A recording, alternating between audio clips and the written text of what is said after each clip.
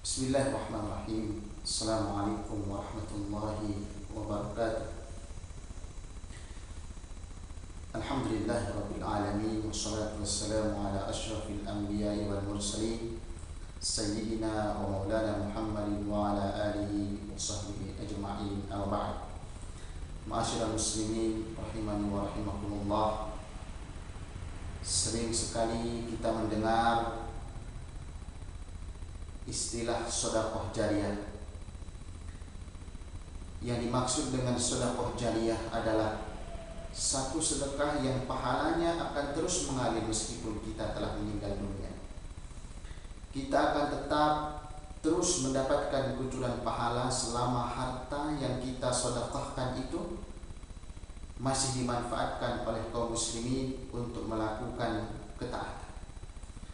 Satu hadis yang menjadi dasar akan adanya amal jariyah ini yaitu hadis dari Nabi sallallahu alaihi wasallam bahwasanya Rasulullah sallallahu alaihi wasallam bersabda, "Idza mata al-insan inqata'a amaluhu illa min thalathah, min shadaqatin jariyah aw ilmin yuntafa'u bih aw waladun salih yad'u lahu." Apabila manusia meninggal, ada 3 perkara yang tidak pernah terputus, yaitu sedekah jariyah, kemudian ilmu yang bermanfaat, dan anak saleh yang terus mendoakannya. Hadis riwayat An-Nasa'i, Tirmizi, dan yang lainnya. Hadis ini disahihkan oleh Al-Albani. Tentunya sebagai orang beriman yang sadar akan pentingnya bekal pahala dan amal di hari kiamat, tentu kita sangat berharap bisa mendapatkan amal semacam ini. Di saat kita sudah pensiun beramal, namun Allah Subhanahu wa ta'ala tetap memberikan kucuran pahala karena amal kita di masa silam. Ma'asyiral muslimin rahimakumullah. Sebaliknya, di samping ada amal jariyah, di dalam Islam juga ada dosa yang sifatnya sama, yaitu dosa jariyah. Dosa yang tetap terus mengalir meskipun kita sudah meninggal dunia. Dosa yang akan tetap ditimpakan kepada orang tersebut sekalipun dia tidak lagi mengerjakan perbuatan maksiat itu. Ma'asyiral muslimin rahimakumullah, betapa menyedihkannya nasib orang ini. Di saat semua orang membutuhkan pahala di alam barzakh, dia justru mendapatkan kucuran dosa dan dosa. Anda bisa bayangkan penyesalan yang akan dialami oleh manusia yang memiliki dosa jariyah ini. Yang perlu kita pahami adalah bahwa sejatinya yang Allah catat dari kehidupan kita tidak hanya aktivitas yang kita lakukan, tapi juga dampak dan pengaruh dari aktivitas itu. Allah Subhanahu wa ta'ala berfirman, "A'udzu billahi minasyaitonir rajim. Bismillahirrahmanirrahim. Inna nahnu nuhyil mauta wa naktubu ma qaddamu wa atharahum wa kulla syai'in ahsaynahu fi imamin mubin." Sesungguhnya kami menghidupkan orang-orang mati dan kami menuliskan apa yang telah mereka kerjakan dan bekas-bekas yang mereka tinggalkan, dan segala sesuatu kami kumpulkan dalam kitab induk yang nyata. Al-Quran surat Yasin ayat 12. Orang yang melakukan amal baik akan Allah catat amal baik itu dan dampak baik dari amalan itu. Karena itulah Islam memotivasi umatnya untuk melakukan amal yang memberikan pengaruh baik yang luas bagi masyarakat. Karena dengan itu dia bisa mendapatkan pahala dari amal yang dia kerjakan, plus dampak baik dari amalnya. Sebaliknya, orang yang melakukan amal buruk atau perbuatan maksiat, dia akan mendapatkan dosa dari perbuatan yang dia lakukan, ditambah dampak buruk yang dia kerjakan. Selama dampak buruk ini masih ada, dia akan terus mendapatkan kucuran dosa. Wal iyadu billah. Itulah dosa jariah. Itulah yang disebut dengan dosa jariah. Betapa mengerikannya dosa ini, saudara-saudaraku semuanya. Mengingat betapa bahayanya yang namanya dosa jariah ini, Rasulullah SAW mengingatkan umatnya agar berhati-hati, jangan sampai dia terjebak melakukan dosa itu. Yang pertama, beliau mengingatkan bahaya orang yang mempelopori perbuatan maksiat. Mempelopori dalam arti dia melakukan perbuatan maksiat itu di hadapan orang lain, sehingga banyak orang yang menirunya, sehingga banyak orang yang mengikutinya, meskipun dia sendiri tidak mengajak orang lain untuk mengikutinya.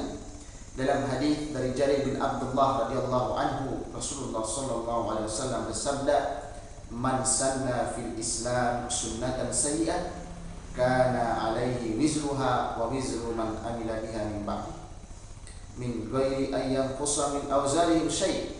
Siapa yang mempelopori satu kebiasaan yang buruk dalam Islam, maka dia mendapatkan dosa keburukan itu dan dosa setiap orang yang melakukan keburukan itu karena ulahnya, tanpa dikurangi sedikit pun dosa mereka. Hadis riwayat Muslim.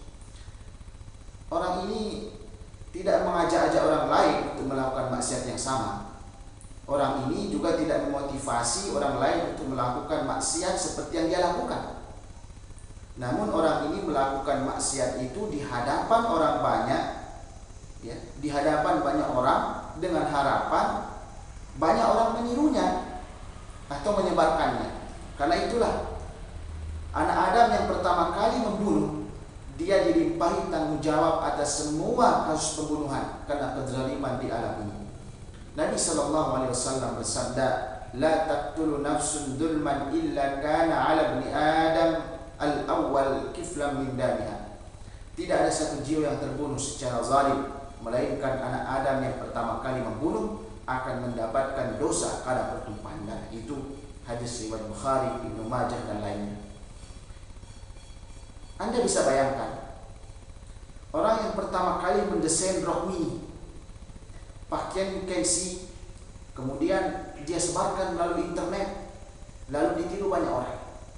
Sekalipun dia tidak mengajak halayak untuk memakai rok mini, namun mengingat dia mempelopori gambar-gambar itu, kemudian banyak orang yang meniru, dia mendapatkan kucuran dosa semua orang yang menirunya tanpa dikurangi sedikit pun. Tidak jauh beda dengan mereka yang memasang video pano atau cerita yang seronok di internet, kemudian ada orang yang menonton atau membacanya, dan dengan membaca itu dia melakukan perzinahan atau bahkan memperkosa. Maka yang memasang di internet itu akan mendapatkan aliran dosa dari semua maksiat yang ditimbulkan karenanya. Masih banyak sejuta maksiat yang terkadang dilakukan seseorang di tengah rekan-rekannya, kemudian banyak yang menirunya. Kemudian yang kedua, mengajak melakukan kesesatan dan maksiat. Dia mengajak masyarakat untuk berbuat maksiat meskipun bisa jadi dia sendiri enggan melakukan maksiat itu. Mereka lah para juru dakwah kesesatan, atau mereka yang mempropagandakan kesesatan. Dari Abu Hurairah radhiyallahu anhu, Rasulullah sallallahu alaihi wasallam bersabda, "Man da'a ila dhalalah, kana alaihi minal ithmi mithlu athamin min man tabi'ahu, la yanqusu dzalika min athamihim syai'a." Siapa yang mengajak kepada kesesatan, dia mendapatkan dosa seperti dosa orang yang mengikutinya, tidak dikurangi sedikit pun. Anda bisa bayangkan, Anda bisa perhatikan para propagandis yang menyebarkan aliran sesat, menyebarkan pemikiran menyimpang, menyerukan masyarakat untuk menyemarakkan kesyirikan, menyerukan masyarakat untuk memusuhi dakwah. Mereka lah contoh yang paling mudah terkait hadis di atas. Sepanjang masih ada manusia yang mengikuti mereka, pelopor kemaksiatan dan penghasut pemikiran menyimpang, selama itu pula orang ini turut mendapatkan limpahan dosa. Sekalipun dia sudah dikubur tanah, mereka lah para pemilik dosa jariah. Selain itu, ma'asyiral muslimin rahimakumullah, di antara dosa jariyah yang sangat menyebar di kalangan masyarakat adalah penyakit ghibah. Penyakit menyebarkan aib orang lain. Aib orang lain disebarkan. Kalau tidak benar, maka dia akan menjadi fitnah. Kalau benar, maka dia akan menjadi ghibah. Kalau itu fitnah, kemudian fitnah itu disebarkan kepada orang lain, kemudian disebarkan lagi kepada orang lain, maka seberapa orang yang memfitnah itu, maka kucuran dosa orang yang memfitnah akan terus mengalir kepadanya. Oleh karena itu, ma'asyiral muslimin rahimakumullah, semoga Allah Subhanahu wa taala melindungi kita dari perbuatan dosa-dosa jariyah yang terus mengalir sekalipun kita sudah meninggal. Amin ya rabbal alamin. Hadanallahu wa iyyakum ajma'in. Wassalamu alaikum warahmatullahi wabarakatuh.